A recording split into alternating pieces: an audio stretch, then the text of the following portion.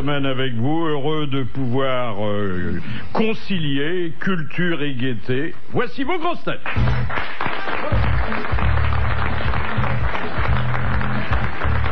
Je le soupçonne d'avoir un faible charnel pour Jean-Pierre Raffarin, Jacques Maillot. Les princes qui nous gouvernent ou qui voudraient nous gouverner n'ont rien à attendre de lui, les autres non plus. Bernard Mabille.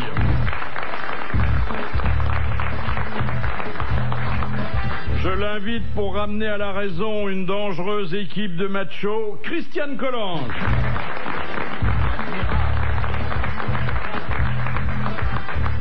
L'idole de ceux qui idolâtrent le ballon rond, Thierry Roland. Égal à lui-même, c'est-à-dire mollet glabre, esprit vif et jouant toujours une pièce de Robert Lamoureux, Jacques Balutin.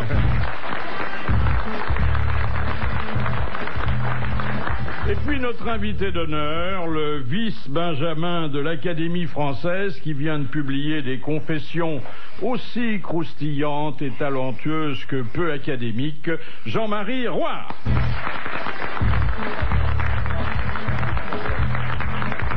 Voilà un joli livre qui s'intitule « Nous ne savons pas aimer ». Bon, tout un programme. Tout un programme et peut-être une généralisation un peu hâtive, hein. Parlez pour vous, mais nous, je crois que on a fait nos preuves. Hein. Oui, professionnel. Mais... Non, mais il faut pouvoir sortir du petit cercle. Oui. Il y a quand même d'autres personnes. Et je crois que c'est notre grande...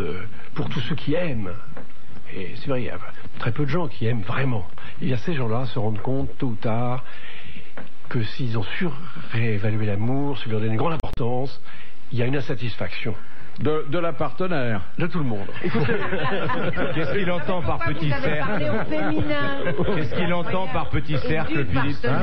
Moi, je peux vous dire que Jacques Balutin, que je connais bien, a comme devise 50 ans au service de la femme et pas une réclamation. Non, pas une seule. Bon.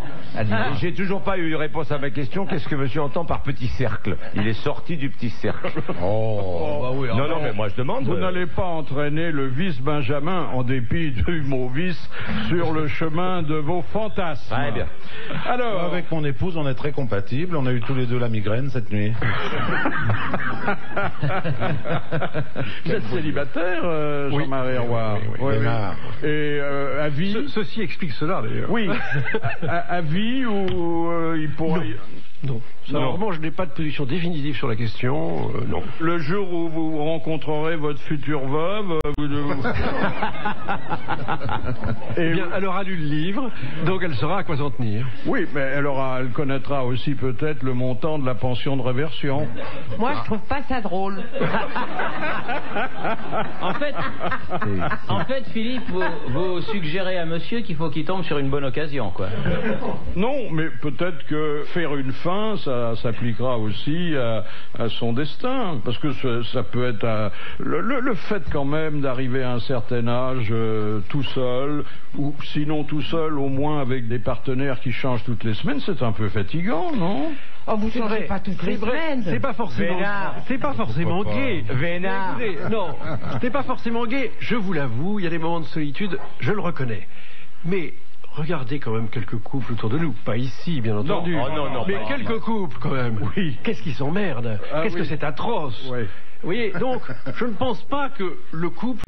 Et d'ailleurs, quand on interroge beaucoup d'hommes mariés ou de femmes mariées, franchement, ils ne sont pas délirants non plus. Donc, je ne pense pas que ni le mariage, ni le célibat soient en soi quelque chose qui soit condamnable ou dommageable. Je crois que le mieux, c'est l'occasion. Le mieux, c'est l'impuissance qui dispense de l'un et de l'autre. Pas forcément. Pas forcément. Moi, j'ai un couple d'amis qui s'entend bien. Lui, il s'appelle Jacques, elle, Bernadette, et je trouve que ça va pas mal. Alors, vous avez vu que Bernadette, chez Drucker, elle a exclu l'hypothèse d'un autre septennat. Hein. Ah oui. Oh, bah oui. D'un autre quinquennat. Oui. Oui. On va avoir marre. Mais attendez, c'est elle qui le dit? Oui. Peut-être que lui est pas de cet avis. Ah bah lui, je suis même persuadé qu'il est de pour en discuter. Ah, mais parce que lui, il fait pas le ménage là-bas. Lui, il est certainement de l'avis contraire. Il aura quel âge dans 5 ans? En France, on a le droit de faire 3 quinquennats en France? Il y a 4, 5, il n'y a pas de limitation, c'est pas comme aux États-Unis. C'est pas les États-Unis ici. Je crois que c'est que la politique, c'est comme la littérature, on peut continuer longtemps après avoir été gâteux. Hein. On est immortels. Oui. Moi, je 75 parce que c'est quand même elle qui fait les campagnes. C'est elle qui écrit les bouquins, elle fait un sacré boulot. C'est elle qui va à la télé avec Drucker. Exactement, c'est elle qui fait tout là. C'est ça le plus dur boulot d'ailleurs. C'est elle qui transporte Douillet et c'est lourd. Hein. Voilà. Et les sacs de pièces jaunes, c'est dangereux. Vous savez quel est le meilleur moyen de savoir la vérité? C'est de demander au bookmaker à Londres quelle cote il donne pour Chirac un 3e mandat. Oui, ils se trompent pas généralement. Ils se trompent rarement. Sauf qu'ils n'ont pas le droit, eux, de faire de paris sur la famille royale. Ah oui, non, mais sur la mort de la reine. Mais ils peuvent faire sur des trucs gays. Oui. Vous voulez dire gay dans quel sens? Gay, non, heureux. Heureux. Sur le prince Charles ou ses fils, enfin, vous voyez ce que je veux dire? Voilà, ils peuvent faire par exemple sur la date du mariage de Charles et Camilla. Parce que ça, c'est heureux. C'est gay. Vous voyez, Charles, il va finir par y passer, hein, Charles. Ouais. Et pourtant, vous avez vu la photo de Camilla? Oui, le cheval qui est à côté de lui, vous voyez? Oui. Alors, vous êtes pour la galanterie, vous, de ne pas dire du mal des dames, même... Si on peut. En tout cas, dans ce livre, j'en dis pas beaucoup. Un petit peu. On reviendra au livre, mais je voudrais avoir votre sentiment sur une actualité qui s'en va un peu dans toutes les directions. Bon, naturellement, on retiendra plutôt l'actualité amusante et badine. Par exemple, ce sondage, fort peu galant, lui, publié par Télé 7 jours et repris abondamment par tous les autres médias, sur les popularités comparées de Claire Chazal et de Laurence Ferrari. Alors, il semble que Ferrari ait doublé Chazal. C'est normal. Oui. Pour une Ferrari, si elle double pas Chazal, alors il faut changer de place. Qui est-ce qui construit Chazal? C'est Prost, non? Allez-y. Vous remarquerez qu'il n'y a pas eu, à l'égard de PPDA, qui nous a rejoint à RTL et qui était notre invité d'honneur voilà quelques jours, il n'y a pas eu de sondage identique. Alors que Thomas Hugues, qui est à la ville, je vous le rappelle, Monsieur Ferrari, oui. Eh bien, il s'est bien défendu cet été aussi. Hein. Mais PPDA, et c'est pour ça que je le cite, a eu, à la question d'un journaliste qui lui disait quand même, est-ce que c'est pas agaçant de voir son remplaçant faire d'aussi bons scores que soi, il a eu cette jolie réponse, c'est la moindre des choses, il n'y a rien de pire qu'un remplaçant qui ne vous rend pas l'endroit dans l'état dans lequel il l'a trouvé. Ah, c'est joli. C'est joli. Ça fait penser à la petite affichette posée à l'entrée de certaines commodités. Non, je trouve que c'est pas aimable pour un journal de TF1 parce que ça c'est le comparer aux toilettes. Moi, je trouve que c'est pas aimable. Oh, c'est drôle. Ouais, je trouve ça c'est amusant. C'est aussi un peu le dépotoir de l'actualité, hein, journal télévisé. Alors, on entre quand même dans le détail. Vous les avez regardés, vous, Jean-Marie Roire, ces deux passionnariats du petit écran? Oui, bien sûr. Oui. Enfin, pas tous les soirs, hein, je peux prendre les vacances. Non, mais vous excusez pas. Non, oui, il y a d'autres femmes dans votre vie. Il y a d'autres activités que de regarder la télévision le soir. Oui, quoique, il n'y a pas de raison que vous ne vous livriez pas à l'activité à laquelle nous pensons tous en regardant la télévision, puisque quand vous faites l'amour, ou en tout cas quand vous êtes dans un lit avec une dame, vous pensez à Napoléon, qui est d'une actualité quand même moins récente. Hein. Franchement, c'est quand même mieux que de faire l'amour en regardant la télévision. Oh non, c'est pas mieux de penser à Napoléon. C'est plus vaste. C'est plus vaste. Tu connais bien, elle préfère. C'est plus vaste, plus riche. Entre nous, vaut mieux penser à Napoléon qu'à Martine Aubry, hein, parce que. Pour les résultats, oui. Ça peut pas être désagréable, mais. Ouais. Oui, mais enfin, écoutez, vous êtes dans un lit avec une dame qui est charmante. Attendez. Non, c'est dans un lit après l'amour. Là, non. Il faut dire les choses. Alors, c'est encore pire. C'est encore pire. Après l'amour. Et la reconnaissance du bas-ventre. Quelquefois, il y a un peu de mélancolie. On réfléchit, puis on n'est pas maître de sa méditation. Et Et là, on peut soudain penser à Napoléon. Ah, ouais. Mais pourquoi Napoléon? Attendez. Parce qu'il occupe beaucoup de place dans ma vie, et dans mes rêves, Est-ce que cela dit, sur le plan amoureux, c'est vrai que c'est pas dopant de penser à Napoléon, parce que je raconte d'ailleurs un certain nombre de traits sur sa vie amoureuse, notamment sur le plan de l'organe. C'est vrai que c'est pas. Il paraît que c'était tout petit. Hein. Mais comment c'est ça? Comment c'est ça? Il y a eu un moulage sur son lit de mort. Il n'y a pas eu un moulage, il y a eu hélas une autopsie faite par le médecin Otto Marquis. Et c'est lui qui a décrit dans le. Oui, mais attendez, une fois qu'il était mort, on ne pouvait pas vraiment mesurer l'objet en action. C'est sûr qu'on ne l'a pas mesuré en érection, mais ça. Sauf que le mort, par définition, il est raide. Hein. Oui, mais il paraît que ça rapetisse quand on meurt. Ouais. Oui. Alors donc, le diagnostic du docteur Otto Marquis a été catégorique. Il a regardé le sexe de l'empereur et il a prononcé, je crois, un seul mot. Il a dit vermicelle. Il y en a des très longs. Très long. Il a dit en latin. Oui. Vous vous rendez compte quand Depardieu va mourir, il va dire Barilla, papillote. Non mais est-ce que c'est en considérant la toison pubienne de la dame que la référence au petit tondu s'est imposée à vous? Non.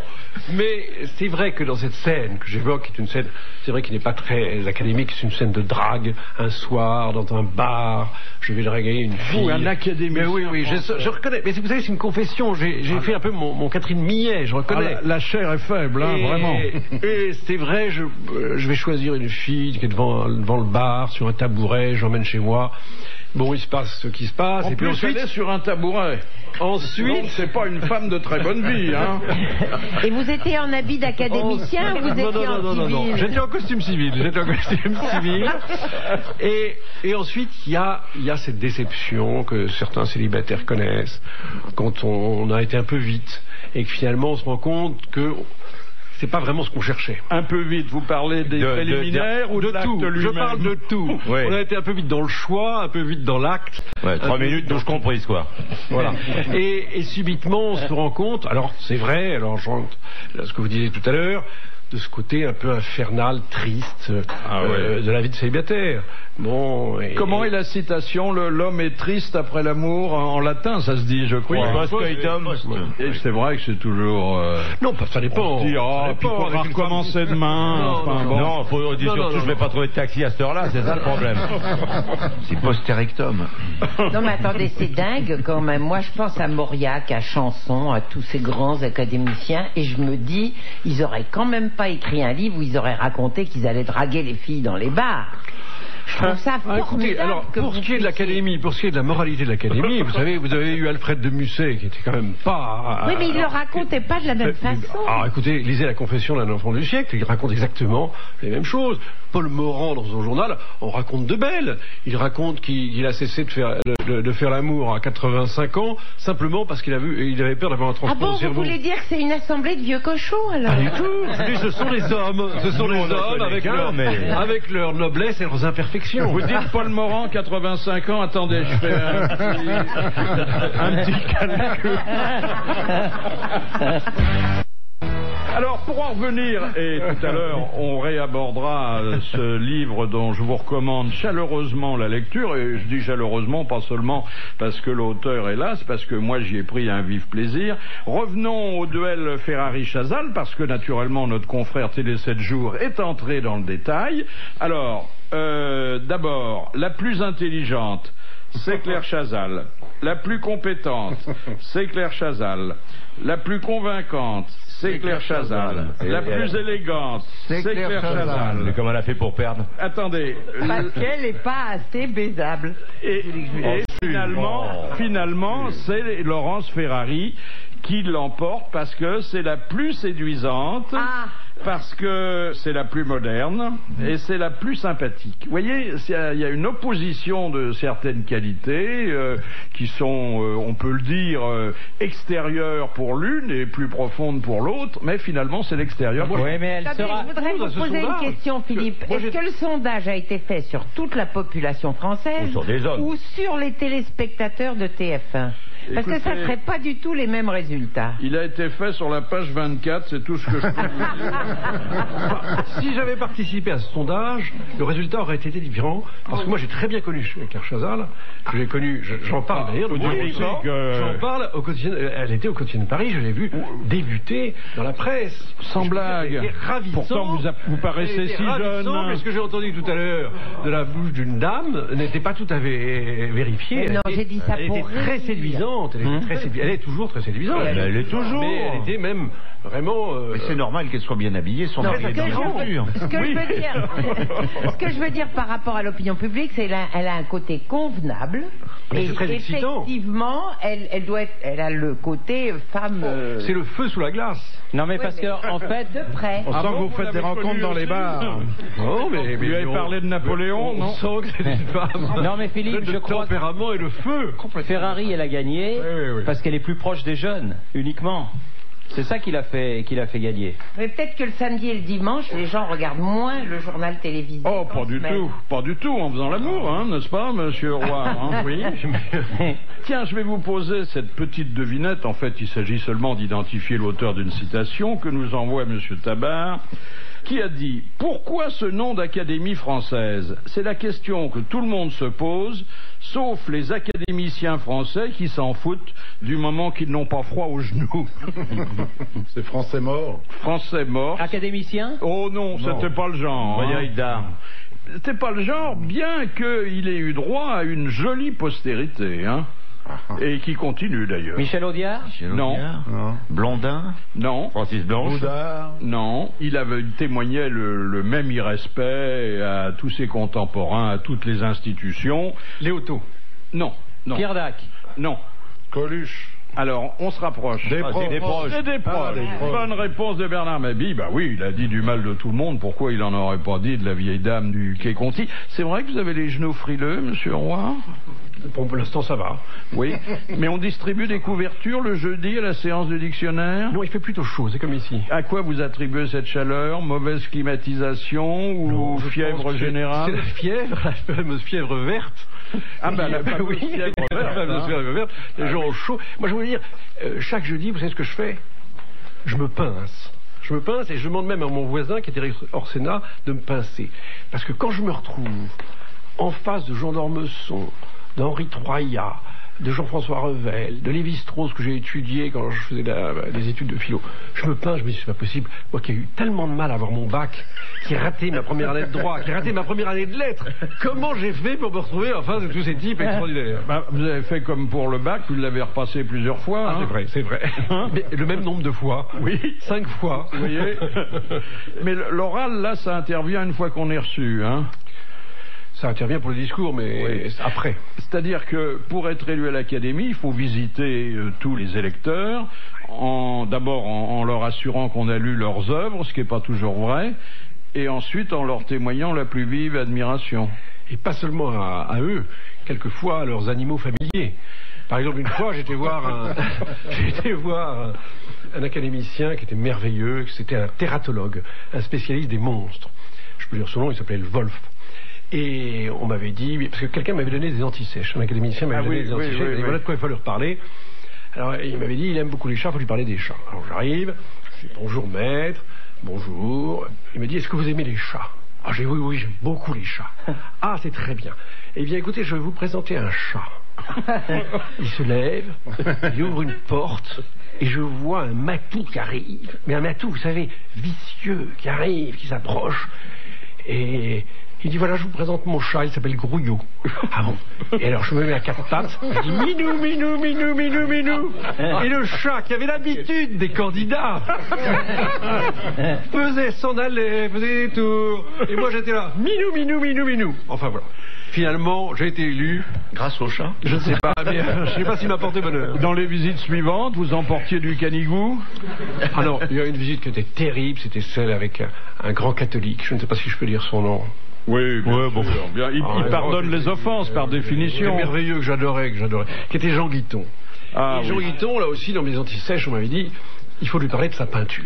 Alors j'arrive, et puis j'avais lu dans un journal un article qu'il avait écrit sur la Vierge Marie. Donc je me dis, je ne veux pas lui parler tout de suite de sa peinture, ça serait un peu trop avant, un peu téléphoné. Je veux quand même lui parler de la Vierge Marie. Alors je dis, votre article sur la Vierge Marie, c'était vraiment merveilleux. Vous avez décrit cette femme avec sa beauté, son charme. Alors, il hochait la tête comme ça, il a vu avec sa canne, donc je dis, ça marche.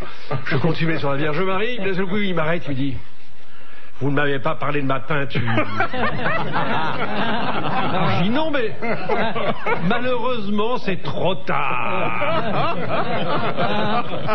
Et puis alors, l'entretien se termine, d'un seul coup, il me dit, ah, vous êtes jeune, vous êtes souriant. Alors moi, enfin, mon sourire s'épanouit. Ah, comme ça serait merveilleux de retrouver quelqu'un de jeune, quelqu'un de souriant tous les jeudis à l'académie. Malheureusement, on dit que les gens souriants sont un peu superficiels. Et alors à la fin, l'entretien s'est terminé, il m'a dit, vous savez, j'ai hâte de mourir. Ah, j'ai bon? Oui, parce que vous savez, il y avait Daniel Rops, il y avait Mauriac, les deux m'avaient dit qu'ils voteraient pour moi. Il y en a un qui a menti. Bientôt, je le saurai la vérité. Citier d'Ormesson, je voudrais vous faire entendre une conférence très courte que Jean d'Ormesson a donnée aux grosses têtes à l'occasion d'un récent passage. Vous savez, je me demande si ce n'est pas chez vous.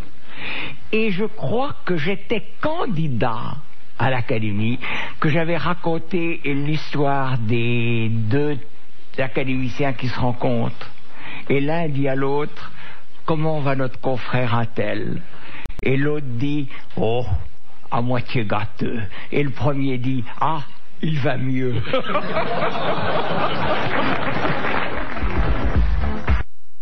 Les grands hommes ont à voir avec les petites femmes. Disons, en tout cas dans mon livre, ils se rencontrent.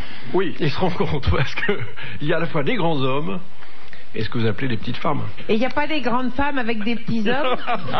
J'ai pas demandé à Bouvard. Aussi, puisqu'il y a Napoléon. Il y a Napoléon qui est à la fois un grand homme et un petit homme. Il y a aussi Giscard, hein, qui est grand au moins par la taille. Et alors, vous avez presque été amoureux de Giscard, on peut dire, sans passer à l'acte d'ailleurs. Hein. Je vous comprends. Oui. C'est vrai que je n'étais pas amoureux, mais enfin, je le trouvais très séduisant, je le trouvais passionnant, j'étais assez enthousiaste en le rencontrant. Et puis, il y avait un arrière-plan, c'est que j'avais été amoureux d'une de ses nièces. Alors, la nièce, attendez, vous racontez que vous êtes allé en pèlerinage en sa compagnie dans la chambre d'enfant, d'adolescent de Giscard. Ah oui. Vous avez presque réussi à monter avec la nièce sur le lit de l'ex-président. Oui, c'était très tentant. Imaginez, je retrouvais cette chambre avec tous ces souvenirs. Ça doit être terriblement érotique, hein. Et d'un seul coup, c'est horrible. Ce qui avait le très excitant, c'était le visage de cette jeune fille qui avait 18 ans, qui était merveilleuse, qui était belle, charmante. Il y a eu cette tentation irrépressible de faire l'amour dans un endroit qui était plein de chargé de symboles et d'histoire. À ce moment-là, il était président de la République. Ah oui. Oui. Et alors, il y a eu cette tentation, il y a eu un début de passage à l'acte, et heureusement, il y a eu la grand-mère qui a appelé sa petite fille et qui dit « Mais qu'est-ce que tu fais? Où es-tu? Ah bon. Et alors, c'est vrai que quand j'ai revu Giscard, quelques années plus tard, quand je l'ai vu me parler au cours de ce dîner, subitement, je voyais ses yeux, et je retrouvais dans ses yeux exactement ce côté un peu chinois de la nièce. Je voyais les lèvres très pulpeuses. J'avais un élan, comme un élan amoureux, comme si je retrouvais la nièce. Il y avait un mélange des deux, que très vite je me suis réveillé, j'ai compris que ça avait pas du tout la nièce. Surtout après que nous nous sommes engueulés, j'ai compris que ça n'avait rien à voir. D'autant que l'oncle n'est pas une tante, hein, alors il n'y a aucune raison d'opérer la confusion. Oh, vous dites sur Giscard des choses qui sont pas... Non, au début il avait été très gentil. Très gentil, et alors, vous êtes très gentil aussi. Et moi très gentil parce que j'avais appris par cœur un article qu'il avait écrit quelques années plus tôt, donc j'ai commencé à lui réciter. Alors il était complètement abasourdi, il m'a dit mais vous avez une mémoire extraordinaire, mais vous êtes un homme inouï. Et alors et après il a chanté mes louanges, j'étais enchanté parce que je lui avais récité cet article, qui est d'ailleurs un article qui concernait l'épopée napoléonienne, puisque ça s'appelait Adieu postérité, c'était sur le général de Saxe. Ensuite, la passion décline, et puis elle s'en va, comme souvent. Et vous dites, quand je rencontrais Giscard à cette époque, il venait de faire une mauvaise chute, il était tombé de l'idée qu'il se faisait de lui-même. Ah, il était tombé de haut. Très joli. Et vous le comparez à un pharaon de la 4e dynastie, ce qui physiquement est assez vrai. Hein. Non, mais c'est un homme très intelligent, très brillant. Et ce que je raconte, c'est un peu sarcastique, c'est un peu humoristique. Comme il a beaucoup d'humour, je crois qu'il le prendra très bien. Oui, je sais pas s'il il a beaucoup d'humour pour ce qui le concerne, ça m'étonnerait. S'il avait mal pris, évidemment, c'était l'article que j'avais écrit sur son lui, bouquin. Sur son livre, oui. Le Passage. Alors ça, il n'a pas aimé du tout. Lequel? Le porno de 2 Français sur 3? Non, pas celui-là. C'est là où il parlait Le Passage, son roman. C'est vrai qu'il avait imaginé... Qu'est-ce que vous aviez dit sur son roman? Oh, j'avais dit qu'il aurait dû prendre un pseudonyme. Comme Morny, quand il a écrit Monsieur Choufleury restera chez lui. Oui. Et je crois qu'il aurait dû prendre un pseudonyme s'il voulait véritablement qu'on le juge indépendamment de son passé, de ce qu'il était. Mais là où je crois qu'il a eu tort, c'est là où c'est un homme très théoricien, très théorique. C'est qu'il s'est dit, j'ai fait politique, je suis très intelligent, je suis certainement l'homme le plus intelligent de France. Alors, écrire un roman, mais c'est nul. Les romanciers, quand je discute avec eux, sont quand même des gens un peu des crétins. Ils connaissent rien au taux de chômage, à la productivité, ils savent rien. Donc, il s'est dit, je trouve c'est un roman, et forcément, ce roman sera très bon. Et c'est là où il a manqué un peu d'esprit de finesse. Il a l'esprit de géométrie. On pourrait dire d'une certaine modestie aussi, peut-être. Non, je crois qu'il est d'une certaine façon assez naïf. Oui. Là, il a eu de la naïveté. Mais les gens très intelligents, finalement, sont des grands naïfs. Hein. Oui. Mais dites-moi, le hasard est une maîtresse de maison qui tient à avoir des invités de grande qualité, vous réunissent à la même table. Hein, mais ça y est, le courant ne passe plus. Alors là, c'est atroce. Giscard a lu votre critique et d'abord, il vous reconnaît pas. Hein. C'est atroce. Et quand je sais qu'il va y avoir ce dîner, d'ailleurs, j'avais de la chance, je venais d'être élu la veille, je venais d'être élu à l'Académie, donc j'étais quand même déjà un peu réconforté. Et j'arrive à ce dîner, et de loin, je vois Giscard avec ses yeux comme un canon de fusil dirigé vers moi. Donc je me dis, oh là là, ça va être atroce, pourvu que je sois pas à sa table. Mais évidemment, manque de peau, je venais d'être élu, et donc je suis à sa table. Et ça commence dans une froideur terrible, et d'un seul coup, il s'exclame, j'avais à côté de moi une jeune femme qui venait d'écrire un premier roman. D'un seul coup, il s'exclame, ah, comme je suis heureux qu'il y ait un écrivain à cette table. N'est-ce pas, mademoiselle? Quelle est de notre roman?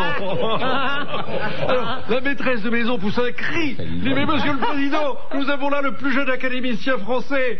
Je sais, mais je sais aussi que c'est un sournois, un haineux, enfin voilà, et puis surtout, l'histoire du livre. Ah là là, dis donc. Hein. Et tout est sorti devant tout le monde comme ça, il vous a fait une scène. Bien sûr. Est-ce que quelqu'un qu'on n'a pas élu vous en veut et vous manifeste publiquement sa vindicte? Non, parce qu'il pense qu'au prochain tour, ça ira mieux. Oui, je crois pas. C'est un milieu très feutré. Vous savez, quand on a désiré entrer à l'Académie, c'est qu'on a compris le système.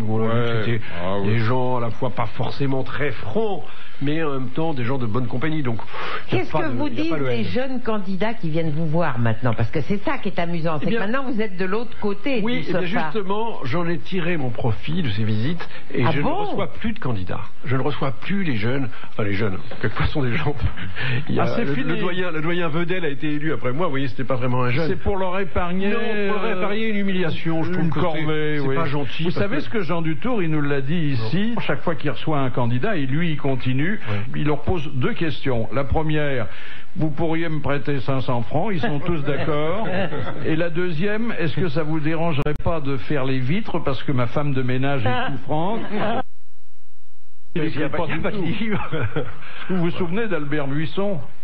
Il avait fait une plaquette de 30 pages sur l'aspirine. Et il a été élu brillamment. Hein. C'est vrai qu'il faisait de l'ombre à personne. Hein. Oui, mais je crois qu'il avait refait la toiture de l'Académie. Enfin, il y avait Tiens, justement, il y a un académicien au bout du fil, c'est Jean Dutour. Bonjour Jean. Bonjour mon petit Bouvardounet. Buisson, il a redoré la coupole. Oui, j'ai aujourd'hui quand même un 20e de l'effectif dans l'émission. Hein. Et encore, vous ne savez pas aimer, comme dirait l'autre. Hein. Alors, 2 questions éminemment culturelles que je ne saurais poser à quelqu'un d'autre. Question de Madame Corroyer de Dieppe. De qui Lucie Adamar était-elle l'épouse? Aïe, je suis ça, Lucie Adamar. C'était pas de Gambetta, non? Non, mais bon, c'est la même époque. Je suis dans le coin, là. Ouais. Pas le docteur Gibault, la ceinture du docteur Gibault, le thermolactyle de Damas. C'est un homme politique? Non, un homme qui a beaucoup défrayé la chronique, mais totalement contre son gré. Ah bah c'était le pauvre Dreyfus peut-être. Oui, voilà. C'était l'épouse du capitaine Alfred Dreyfus. Eh oui, bien sûr. Bonne réponse, pas entièrement spontanée, mais enfin c'est le résultat qui semble. Deuxième... faut bien que vous nous donniez des petits points de repère comme ça. Bah écoutez, sinon ça coûterait trop cher à la station. Bah voyons. Deuxième question de Mademoiselle Fritz de Cornimont. Ah, la chérie. Ah bon, vous la connaissez? Oh là. Bon, alors je vais poser une question qui vient d'ailleurs, non? Parce que on va penser à un copinage sexuel. Oh, vous savez, entre Cornimont et Paris, il y a quand même une petite trotte, non? Oui, et entre Cornimont et Cornichon. Ah bah vous êtes bien aimable, Cornichon, vous-même. On y revient. La voici cette question. Pour quel motif Voltaire fut-il emprisonné en mai 1717 à la Bastille, où il demeura 11 mois? Parce que il avait persiflé je ne sais quel grand seigneur, La Rochefoucauld ou un type dans ce genre-là. Non. Vous le savez, Jean-Marie Roy? Je pensais qu'en effet, c'était à la suite de la bastonnade qu'il avait eue avec le duc de Rohan, je crois, ou le prince de Rohan.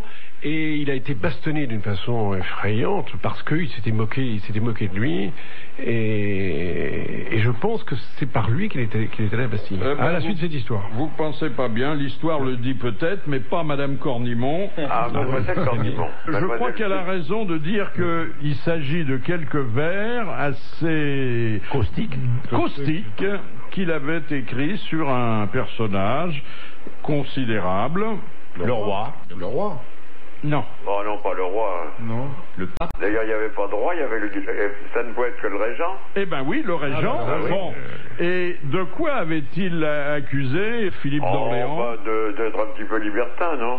Oui, mais c'était plus grave encore que il avait couché avec sa fille. Oui, exactement. Il l'avait accusé d'inceste. Bonne réponse de Jean Dutour. La duchesse de Berry. Alors justement, puisque vous avez Jean Dutour, est-ce que vous pourriez lui dire, est-ce qu'il pourrait me rendre mes 500 balles? Non, justement, je profite de cette occasion, justement, dans cette émission très sérieuse, je voulais profiter de cette occasion pour rectifier une chose. J'ai vu Jean Dutour plusieurs fois, parce que je me suis présenté 5 fois à l'Académie. Eh bien, au cours des 5 visites que j'ai pu faire à Jean Dutour, il a été charmant, il ne m'a jamais demandé d'essuyer les carreaux, de faire le ménage, il ne m'a jamais demandé 500 balles. Vous voyez que j'ai quand même mes chouchous. Oui, mais vous voyez tous les jeudis, Jean-Marie Roy. Je vais vous dire, Jean-Marie Roy, c'est agréable de voter pour lui, parce que pour une fois, on a élu un type de talent. Ah, pour une fois, qui vont être contents, là. Pour les autres, hein. Oh, bah, je m'en fous, ils peuvent s'en foutre à la porte. C'est vrai, on n'a même pas le droit de démissionner, hein. Rien. C'est vrai. On est là jusqu'à son dernier souffle. Eh bien, Jean Dutour, je vous renvoie à vos travaux d'écriture, mais aussi à vos anthologies, afin que demain, vous soyez aussi brillant qu'aujourd'hui. À demain. Et mes hommages à Madame Adamar. Les hommes politiques comme Giuliani sont souvent confrontés au problème du nerf de la guerre, de l'argent, sans lequel on ne peut pas faire de politique active et sans lequel on ne peut pas non plus aider ceux qu'on voudrait aider. Alors là, ça se passe dans un petit village en Lombardie. Et l'église est en train de s'écrouler. Il faut refaire le clocher. Village au fond de la vallée. Est-ce qu'il y aurait... Il n'y a pas un euro disponible et les spécialistes ont dit, si ça continue comme ça, dans un mois, il n'y a plus de clocher. Alors, le maire et le curé, et là, on retrouve... Don Camillo. Se sont associés. Ils ont, sur le parvis de l'église, installé un stand et ils ont accepté d'être derrière le stand et les gens viennent et peuvent leur envoyer, moyennant finance, une tarte à la crème sur la figure. Et ils ont calculé qu'il faudrait 350 entartages pour sauver le clocher. Bon, ça marche. Et ça marche ou pas alors? Et ça marche beaucoup. Mais imaginez que M. Delanoë ou que M. Chirac à l'Élysée ouvre un stand, on se bousculerait. C'est évident, c'est sûr. Je vous ai vu pleurer hier soir à Bobino, mais vraiment pleurer en scène comme j'ai jamais vu un artiste le faire. Pourquoi? Mais dès qu'on m'en parle, Philippe, c'est l'émotion qui remonte, une émotion tout à fait sincère que je ne peux pas maîtriser. Ça remonte de temps en temps. J'ai voté Jacques Chirac. Voilà. C'est de ma faute tout ce qui arrive. Je me sens responsable. Comme la plupart des gens. Vous n'êtes pas le seul, hein. Oui, je sais, mais on est nombreux à pleurer encore. N'empêche que si Chirac avait eu de la classe pour remercier le peuple de gauche qui a voté pour lui, il aurait nommé le juge Éric Alphen à la justice. Ah oui. Cela n'aurait été que justice. Et en plus, le pauvre Alphen, il est au chômage. Il a fait un bouquin qui n'a pas marché très fort. Il a proposé à presque tous les partis politiques de l'employer. Il s'est présenté aux élections, il s'est fait étendre. Ah oui. Il était pour Chevènement, c'est ça? Oui. Il a toujours les bons coups, lui. Il était pour Chevènement. Le mec, il joue le cheval gagnant, lui, tout le temps. Ah oui, il risquait rien d'ailleurs, parce qu'il n'y a pas eu un élu, Chevènement. Non, pas un seul, même pas lui. Même pas lui à Belfort. Ah non, Chevènement, il n'est pas embarrassant comme garçon. Non. Puis il est bien aimé. Il y avait Langue qui était là avant-hier, il lui a dit des choses très gentilles sur lui. Quand il se présente, il n'est pas élu, et quand il est nommé, il démissionne. Alors donc, et il revient de gauche. Non, il a réfléchi, il a dit, il cherchait. Un fait divers très triste, mais bon, je connais votre absence de cœur, donc je sais que vous allez en rire. Ce sont deux faits divers d'ailleurs qui sont liés, l'un à l'église et l'autre à un cimetière. Alors pour l'église, il y a un jeune homme qui voulait aussi récolter de l'argent pour refaire le clocher de son église. Et ça, c'est à Londres. Alors il a imaginé de se faire un saut à l'élastique et il s'est tué. C'est triste, ça. Ah oui, c'est triste. Ce curé à Marseille qui plongeait dans le dans le vieux port. Non, pour faire des ronds, Oui. Mais moi je l'ai même vu à Paris. Il y a des ronds dans l'eau. Mais il l'a vieux port. Non. Un curé, mais il l'a fait. Il l'a fait de nombreuses fois. Il l'a pas fait qu'une seule fois. Il plongeait de haut. Je l'ai vu dans la Seine. Putain, il plongeait 10 mètres de haut. Il a ramassé beaucoup d'argent. Oui. Alors que Chevènement a plongé de haut, mais il s'est ramassé. Là, il n'a pas ramassé quoi. Là, c'est un brave Sicilien qui avait englouti toutes ses économies dans l'achat d'un superbe caveau et il allait le voir, son caveau, il en était très très fier et il a voulu monter sur le toit de la petite chapelle qu'il avait fait construire. Il s'est cassé la gueule. Il s'est cassé la gueule, il est mort. Mais il n'y a pas eu de frais de transport puisqu'il était sur place. Vous voyez, j'étais sûr que ça allait vous faire. Ah oui, ça c'est drôle. Ça même les Belges le font pas. Ça c'est de la mise en boîte directe. Question de Madame Cassagne. Qu'est-ce que les facteurs appellent les boîtes à cocu? C'est là où ils peuvent consommer la poste restante. Bonne réponse de Bernard Mabille. C'est assez joli. Je suis connaisseur. De la même façon d'ailleurs que les notaires appellent les contrats de mariage des bails à cornes. Des bails à cornes. Oui, enfin des baux à cornes. Mais là, la boîte à cocu, fallait le trouver. Ça. C'est vrai que quelqu'un qui trompe sa femme ou une femme qui trompe son mari se fait adresser des courriers discrètement. Monsieur Lacauve de Saint-Vigor-le-Grand demande: qui a pour épitaphe Sigi qui a tout dit en n'ayant jamais parlé? Le mime Marceau? Non, mais avant. Un mime? Oui. Le mec qui a fait le Malade du Paradis, comment ça s'appelle? De Bureau. De Bureau, oui. Exactement, le mime de Bureau. Excellente réponse de Jacques Balutin. Mais il parlait dans un film de Woody Allen. Marceau, oui. Non, de Wim Marceau. Oui. Pas de Woody Allen, de Mel Brooks, non? Mel Brooks. Un film muet où le seul qui parle... C'est le seul qui parle, c'est Marceau. Oui. Mais nous l'avons eu comme invité d'honneur ici. Il est très bavard. Intarissable. Oui, le pauvre, c'est normal. Bah, il se libère, hein. Il se libère, il n'en peut plus. Il paraît d'ailleurs qu'il fait un triomphe... À Los Angeles. Oui. À Los Angeles. Partout. Moi, je l'ai vu à Tokyo, partout, c'est génial. Alors ça, c'est une mauvaise nouvelle pour ceux qui sont des traditionalistes de la cuisine, une bonne nouvelle pour ceux qui veulent pas grossir. On va faire de nouvelles frites dans les McDonald's en éliminant la graisse qui peut provoquer l'obésité du consommateur. Ça, c'est une bonne nouvelle. C'est une bonne nouvelle, mais ça risque de changer la saveur de la frite. Déjà qu'elles sont pas bonnes, alors là, ça va être franchement dégueulasse. Alors il y a aussi, pour ne pas grossir, c'est le fait d'avoir une grosse quoi Une grosse quoi Une grosse frite dans son boc. Ah oui, dans son boc. Oui. Et non pas... nous adorons les contrepétries, ça ne nous fait rire que nous. J'ai mangé de la tourte aux cailles à l'hôtel du Congre debout. Voilà. J'ai mangé des tartes aux couilles à l'hôtel du Bougre de Con. Il courait tendu à la fois. Vous voyez, la salle est morte de rire. Hein. La salle est morte de rire, oui. On va en faire d'autres. On a perdu 500 000 auditeurs, mais elle est morte de rire. Haute talente que je guette. Voilà, c'est là, on va pas la traduire. Pourquoi, demande Monsieur Cauchois de Guéret, est-il fortement déconseillé de se baigner nu dans le fleuve Amazon? Les piranhas.